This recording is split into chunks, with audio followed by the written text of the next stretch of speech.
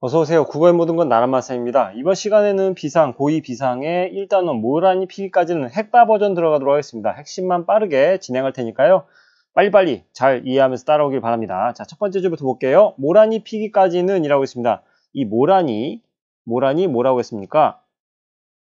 자, 이렇게 화자가 추구하는 아름다움을 의미하는데 이 화자가 추구하는 아름다움이라는 것은 소망일 수도 있고 보람일 수도 있고 삶의 가치 등등의 의미를 나타내고 있다라고 얘기했습니다. 근데 여기서 나는 아직이라는 말이 있는 거예요. 아직. 사실 이 아직이라는 말에는 기다림이라는 의미를 많이 내포하고 있습니다. 그런 거 있잖아요. 막 화장실 일보러 들어가는데 근데 안에서 그 남동생 혹은 여동생 가족이 그 먼저 일을 보고 있는 거예요. 문 두드리면서 그 끝났어? 그럴 때 안에서 아직이야. 아직 이렇게 얘기하잖아요. 그죠? 그 아직이라는 말은 기다리라는 어떤 말의 의미를 아주 간절하게 내포하고 있는 거라고 볼 수 있겠죠. 그래서 나는 아직도 모란이 피기까지 계속 기다리고 있다. 그 기다림이 오래되었다라는 얘기를 얘기하는 겁니다. 그 다음에 이 봄과 모란은 상당히 밀접한 관계를 가지고 있죠. 그죠? 봄은 왜 밀접한 관계를 가지고 있냐면 모란이 피는 시기이기 때문에. 자, 그래서 봄을 시적 화자는 좋아할까요? 안 좋아할까요? 엄청 좋아하겠죠. 자, 다른 아주 쉬운 예를 들어볼게요. 자, 선생님이 스키장에서 보드 타는 걸 너무나도 좋아해요. 뭐 실제로 좋아하기도 하지만 그러면 어떤 계절을 좋아할까? 겨울을 좋아하겠죠. 그죠? 겨울을 너무 좋아할 거야. 왜? 나는 보드를 타고 싶거든. 보드를 탈 때는 여름에는 탈 수 없고 봄에도 탈 수 없고 가을도 탈 수 없고 오로지 눈이 펑펑 내린 겨울에만 보드를 탈 수 있어. 그러면 겨울을 좋아할까 안 좋아할까? 엄청 좋아하겠죠. 이 시적 화자도 마찬가지예요. 모란을 너무나도 사랑해. 너무나도 사랑하는데 이 모란은 언제 피냐면 봄의 끄트머리 이제 막바지 한창 최고 절정 아름다울 때 5월 달쯤에 그때가 바로 언제다? 봄이다. 그 봄의 계절을 너무나도 좋아한다. 왜? 화자의 소망이 이루어지는 계절이기 때문이죠. 이해됐죠? 자, 그 다음에 여기서 독특한 것이 있는데 그러니까 어조 이 부드러운 어감 섬세한 표현이 등장하는 이 어조 바로 이 있을테요죠. 있을테요. 그죠? 비슷한 것들은 다 해보자고요. 네모 세모 표시를 이렇게 잠길테요. 그 다음에 또 어딨지? 또 밑에 있을 텐데 이 자습서에는 요거는 또 안 써 있더라고요. 요것도 체크해야 되는데 요건 체크 안 했더라고요. 요거 빼뜨렸어요. 있을 테요. 여기 또 있는데. 그죠? 다 모두 비슷비슷한 어떤 문장의 구조라고 볼 수가 있겠죠. 그죠? 끝나는 이 종결어미쯤이 비슷비슷하잖아요. 이것도 운율 형성 요소라고 볼 수 있습니다. 그래서 운율은 반복, 리듬감. 알겠죠? 반복되는 건 즉 리듬감을 형성한다. 리듬감을 형성하는 건 즉 운율을 형성한다 라고 생각하면 됩니다. 그래서 있을 테요, 잠길 테요, 있을 테요 이런 식으로 반복함으로 해서 우리에게 그 음악적 리듬감을 선사해 주는 것이죠. 그 다음에 또 이런 질문을 할 수 있어요. 선생님 여기에서 모란이라는 말이 계속 반복되는데 여기도 모란, 그 다음에 또 어디? 여기도 모란, 그 다음에 또 모란, 그 다음에 또 모란. 단어의 반복은 운율 형성합니까? 안 합니까? 어때요? 하나요? 안 하나요? 합니다. 그죠?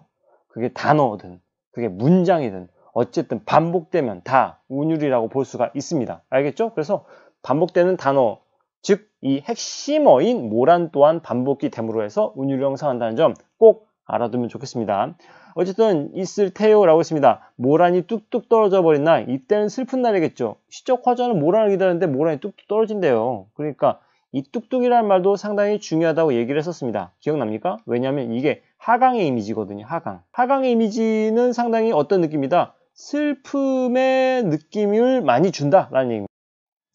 뭐 그와 동시에 자습서에는 이렇게 써 있습니다. 낙화하는 모습을 감각적으로 표현했다. 요 뚝뚝이라는 말이요. 그죠?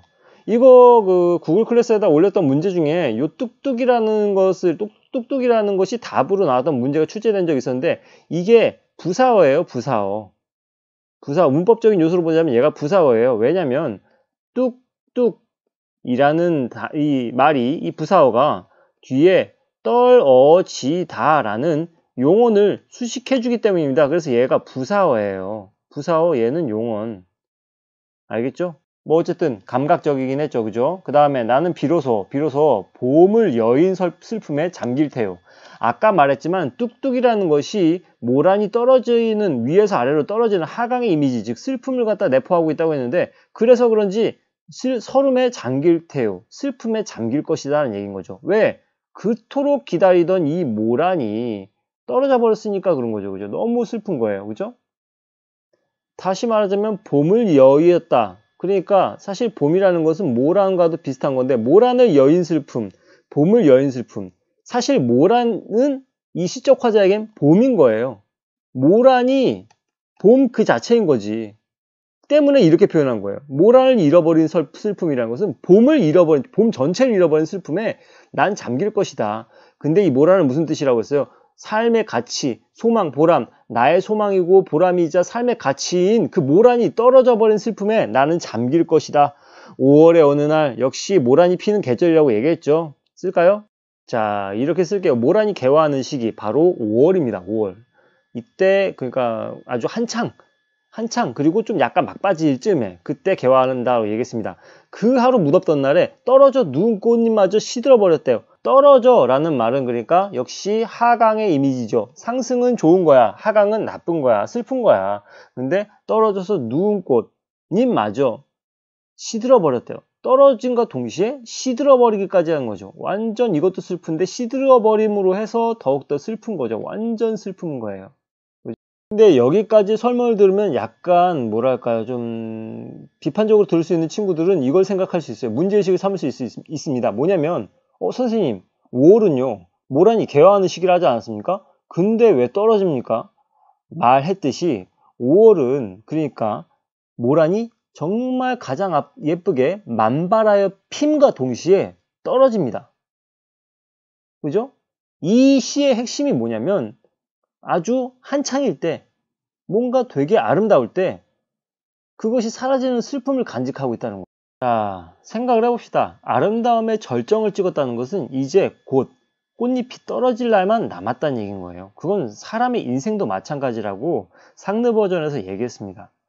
천지의 모란은 자취도 없어지고 뻗쳐오르던 내 보람 서운케 무너졌으니 정말 그 뻗쳐오르던 그 만발하여 모란이 폈기 때문에 정말 기분이 너무 좋고 뻗쳐오르던 내 보람 이 부분을 감정곡선으로 치자면 감정이 쫙 뻗쳐오르던 내 보람 올라갔는데 이제 서운케 무너진 겁니다. 알겠죠? 그러니까 여기가 아마 절정일 거예요. 모란이 피는 그 아름다움의 절정을 느꼈어. 그와 동시에 모란의 절정 이렇게 쓸게요. 뭐 필기할 것까지는 아닙니다. 모란의 절정과 동시에 삶의 보람을 느낀다는 것이죠. 이 모란의 아름다움의 절정을 느낀과 동시에 나의 보람이라고 했잖아요. 내 삶의 보람, 소망, 희망 모든 것이 최고점에 다다랐을 때 그때 이제 절정 찍고 이제 꽃잎이 떨어지고 모란이 자취 없어지고 하니까 쫙 떨어지는 거죠. 감정의 곡선이. 너무 슬픈 거죠. 서운케 무너졌으니 라고 얘기하고 있잖아요. 그죠? 그 다음 모란이 지고 말면 그뿐 내 한 해는 다 가고 마라. 이 사람에게 한 해는 오로지 모란만 기다린다. 모란만 의미 있고 때문에 모란이 피기만 기다렸다가 모란이 지면 그 한 해는 끝난 거예요. 자, 그래서 이렇게 써봤습니다. 모란이 지는 것, 그러니까 시적 화자에게 있어서 모란이 지는 것은 무엇을 의미하느냐? 그 한 해는 의미가 없다는 얘기예요. 사실 자습서에는 뭐라고 써있냐면 그 모란이 지는 것을 인생 전체를 잃는 것과 같이 생각함. 인생 전체를 잃는 것이라고 보기엔 좀 약간 어폐라기보다는 좀 약간 무리가 있지 않나. 내 한 해가 간다고 했으니 인생 전체는 아니라고 볼 수 있고요.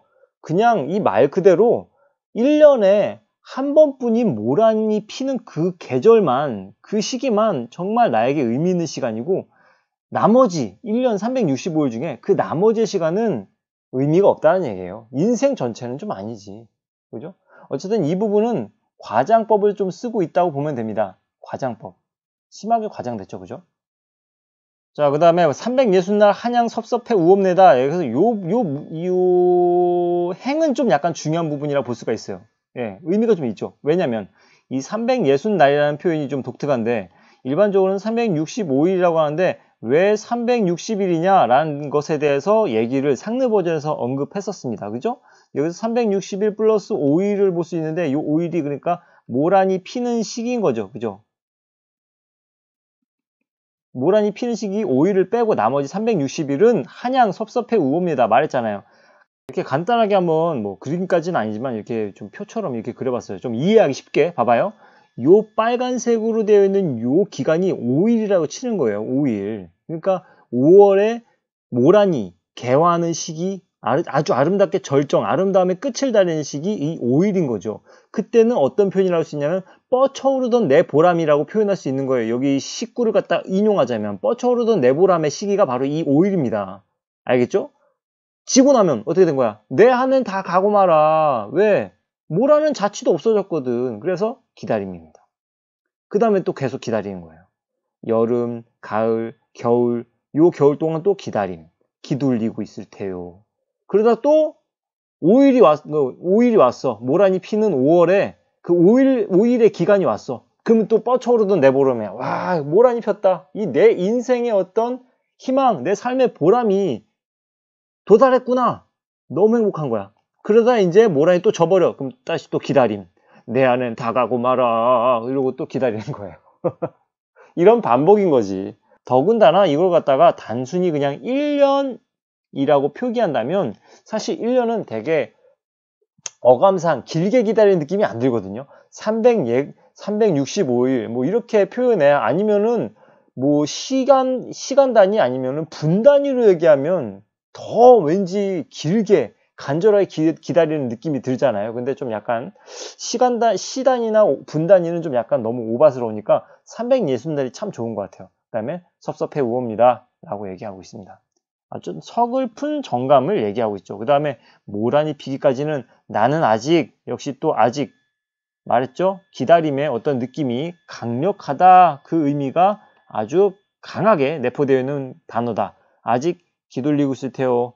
찬란한 슬픔의 봄을, 이게 중요하다 얘기했습니다. 이것만 이해하면 여러분들은, 친구들은 모두 이 시를 다 이해한 것입니다. 여기에 이 시에 어떤 철학, 즉 정수가 담겨있는 표현이기 때문에 그렇습니다. 그래서 다시 한번 정리해본다면 얘는 역설법이라는 것을 일단은 기억을 해두고, 역설법이라는 말의 의미가 무엇인지를 우리는 기억해야 되겠죠. 키워드만 가지고 다시 한번 또 복습해봅시다. 역설법이 무엇인가? 겉으로는 어떻다? 모순되는 듯 보이지만 그 안에는, 그 속에는 무엇을 담고 있는 표현? 진리를 담고 있는 표현이 역설법이다. 겉으로는 말이 안 돼. 하지만 알고 보니 아, 그런 뜻이야? 라고 하는 게 역설법. 그러면 얘가 왜 역설법이냐 그거죠. 자, 이렇게 생각할 수 있다는 것이죠.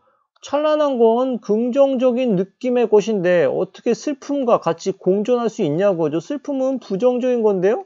이게 같이 있을 수가 있나요? 라고 생각하면서 모순되었다라고 생각하겠지. 하지만 이 찬란한이라는 말의 뜻은 굳이 여기에다 의미를 집어넣자면은 그 개화를 얘기하는 거겠죠. 모란이 피는 개화.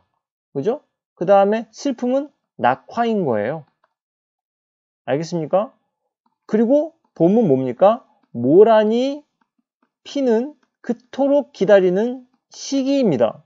그 모란이 피는 그토록 시적 화자 기다렸던 시기가 도래했는데, 근데 모란이 폈어. 그래서 찬란하고 너무 행복하고 삶의 보람을 느끼는 어떤 절정에 시닫게 되는 거죠.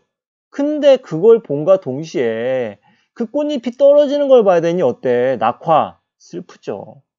찬란한 슬픔의 봄을 나는 기다리고 있을 것이다 라고 얘기했죠. 그 다음에 여기서 자, 이 부분에서 근데 또 도치법이 쓰였다. 이걸 좀 기억해야 되겠죠. 절대 까먹지 않아야 됩니다. 도치법. 역설법과 동시에 도치법도 쓰였습니다. 도치법이 무엇인지 기억하죠?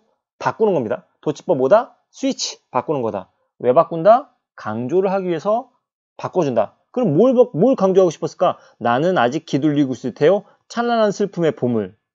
뭘 굳이 뒤로 뺐을까? 얘를 뒤로 뺐죠. 얘를 강조하고 싶은 거예요. 찬란한 슬픔의 봄이라는 걸 강조하고 싶기 때문에 얘를 뒤로 빼서 강조한 게 도치법이라는 거죠. 그럼 순서를 어떻게 바꿨는지 추측해보자면 이렇게 바꿨을 수 있다는 거죠.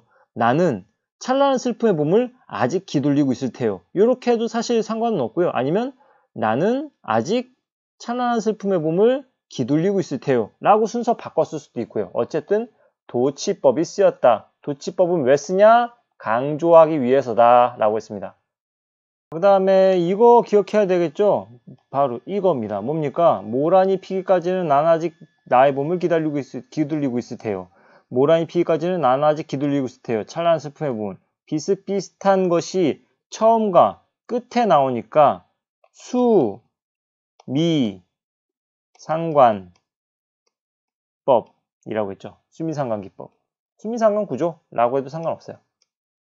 머리 숫자, 꼬리 밑자를 쓴 겁니다. 수미상관기법, 수미상관법, 수미상관구조라고 하면 됩니다. 처음과 끝이 비슷한 문장 혹은 비슷한 연이 반복되는 것을 수미상관기법이라고 하는 겁니다. 그러면 수미상관법은 기본적으로 어떤 효과를 지닌다? 상느 버전에서 얘기했습니다. 빨리 얘기해 봅시다. 첫 번째 효과 뭐가 있을까? 강조가 있죠. 왜냐하면 첫 번째 얘기한 걸 두 번째도 얘기하니까 강조. 두 번째는 뭐가 있을까요? 안정감이 있습니다. 왠지 데칼코마니처럼 처음에 있는 게 마지막에도 나오면 왠지 안정감을 느끼게 해주거든요. 세 번째, 운율 형성이라고 할 수 있습니다. 왜? 두 번 반복했으니까 운율이죠. 말했죠. 운율은 반복. 운율은 반복. 기억해야 됩니다. 됐죠? 본문 설명 마지막으로 이거 상느 버전에서 언급했는지 모르겠는데 시적 화제 정서를 갖다가 굳이 한번 나눠본다면 여기 이 부분이 자소서에 나와 있는 대로 얘기해 줄게요. 여기 이 부분이 기다림이에요. 그 다음에 여기부터 여기까지는 무엇이냐면 어떤 상실감, 그 다음에 슬픔입니다. 그 다음에 여기가 뭐냐면 다시 또 기다림이에요. 비슷하죠? 기다림. 또 기다림. 그죠? 여기는 뭐 뻗쳐오르던 내 보람은 여기에 언급했지만 사실 여기서는 보이지 않는 게 뭐냐면 뻗쳐오르던 내 보람이라는 것이 이게 과거형이거든요. 그러니까 내가 지금 모란이 핀 걸 보고 목격하고 있고 너무나도 행복하다라는 표현 나오지 않고요. 어쨌든 천재 모란의 자취도 없어지고 뻗쳐오르던 내 보람이 서운하게 무너져 버렸다는 지금 현재 감정을 얘기하고 있기 때문에 현재는 슬픔, 상실 뭐 그런 표현이라고 정서를 갖다가 이렇게 잡으면 될 것 같아요. 그렇죠? 그래서 기다림, 상실감, 기다림의 어떤 정서의 시적 화제 정서를 갖다가 분석할 수 있다라는 거. 마지막으로 운율 형성 요소에 대해서 언급하면서 이 강의를 갖다 끝내보도록 하겠습니다. 자, 을태요의 반복. 을 통해서 운율 형성하고 있었죠. 그죠? 그래서 다 세모 표시했었습니다. 그 다음에 모란이라는 단어의 반복을 통해서 역시 운율 형성을 했었던 게 있었습니다. 그 다음에 또 수미상관 구조를 통해서도 또 운율을 형성하는 부분이 있었고요. 그죠? 그 다음에 이 울림 소리를 많이 사용했다는 것도 얘기할 수 있어요. 니은, 리을, 그 다음에 미음, 이음과 같은 울림 소리. 그래서 이런 친구들은 사실 부드러운 느낌을 주는 경향이 좀 있거든요. 부드러운 느낌. 물 흐르는 듯한 부드러운 느낌의 운율을 형성했다라고 자소서에 써있긴 합니다. 근데 뭐 일단 모란이라는 것 자체가 요 자음 많이 사용하잖아요. 그죠? 그래서 부드러운 느낌을 주는 울림 소리가 반복 사용됨으로써 운율을 형성할 수 있다. 요것도 뭐 나쁘진 않은 것 같아요. 요 네 가지만 좀 알아둡시다. 운율 형성 요소. 됐죠? 자, 그러면 여기까지 또 강의 들어줘서 고맙고 감사하고 뭐 역시 지금 코로나로 상당히 힘든데 여러분들 다 힘내시고 결국엔 극복되리라 믿습니다. 도움이 됐다면 구독과 좋아요 부탁드리겠습니다. 감사합니다.